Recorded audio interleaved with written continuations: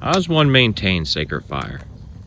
I'm glad you asked, and luckily Lou Falek of Mountain Bear Programs is here with me around the fire, and I think we could both play off of that with our own unique voices with it. I mean, we have a lot of agreement, but each one of us, that means everyone listening to this, has a piece of that sacred puzzle.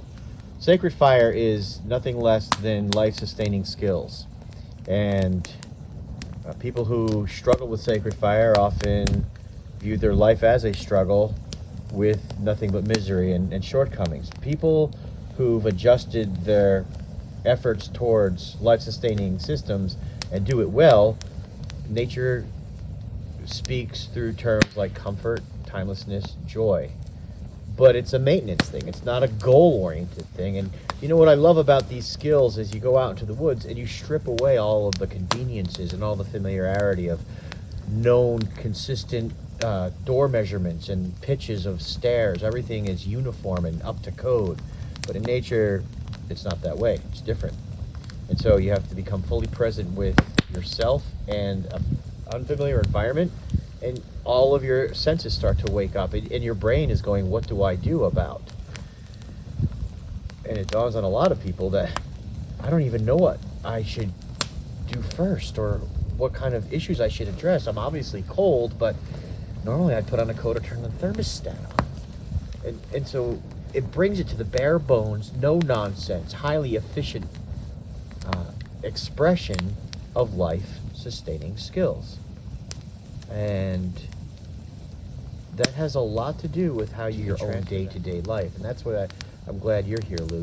You have a lot to say about these skills and how they can apply to your daily life. You want to say anything about that? Yeah, Mike. A lot of the programs I primarily teach have been focused around middle teenage to, so say about 10 to 14-year-olds, 16-year-olds. And in the past few years, a couple of the things that keep popping up is that kids are lacking skills with their hands. They're not given time to learn how to use tools, whether it's a screwdriver, a knife, or a hammer. There's not much creativity going on in using those tools. And that same tool use goes into the kitchen, which this evening I had a food class. And the ability to use a knife to chop up your food, to use a frying pan, even with a stove, or to build a fire. And if you can do those things, everything is so much easier and more fun. But when you see people who have a stove and still don't know how to turn the dial to boil water, it's very frustrating for them, and they don't realize how easy they have it. They just see something that they don't know how to do. But go back and take them out and teach them how to build a fire. Now all of a sudden that stove they have in their house, it's convenience, it's comfort, and it's a tool and a resource that allows them to still have extra time to study new subjects, read a book, hang out with their family, and not just spend all their time cutting firewood, maintaining a fire for cooking. So a lot of the modern tools and resources, not only are they convenient, but they allow us to spend more time together as a community and within our own familial units. Yeah. There's a certain degree of awareness of systems that need to be in place to make sure you have clean water, that your food is going to last you through winter. There's all kinds of things we don't consider in our modern world because it just comes too quickly. But anytime that something falters, whether it's a hurricane or a power outage, we just had one in Augusta today, 2-hour-long power outage, unannounced, suddenly everything's just off. It was fine for us. We were outside having fun. We were peeling poles, and I just kind of said it haphazardly. But in the city, it could be a different story. Knowing your needs, attitude, shelter, water, fire, and food, and then beyond that, community, healthy relationships based on trust and productivity.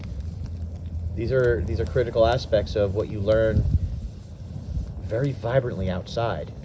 But then the trick is to take what you've learned in the way of efficiency and effectiveness and bring it back to your day-to-day.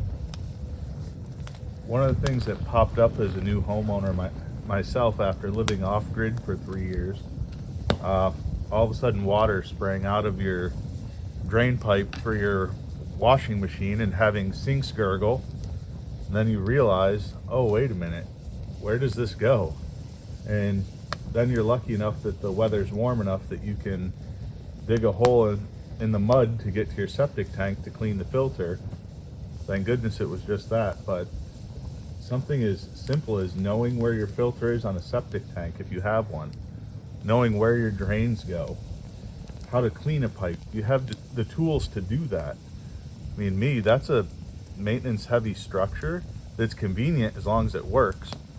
But then I have my bucket in the corner with a bag of sawdust just because I know a composting toilet is very effective and it's very hygienic and there's really no moving parts to it. So it allows me the freedom that if I have to, shut my septic tank off, shut everything off, drain pipes, and just poop in a bucket and maintain hygienic practices around that. But that's just something that popped up that I had worried about before that. Everything else was, the seat might be cold, but everything else is easy. Thanks, Lou. Yeah, Sacred Fire. Are you in a place of timeless joy, creativity, and self-confidence? That's good. Maintain it. If you're not, reclaim that, because that's where you should be. Track what's causing your blockage, imbalance, or lack, and start working towards the antithesis: bounty, balance, and flow. See you on the trail.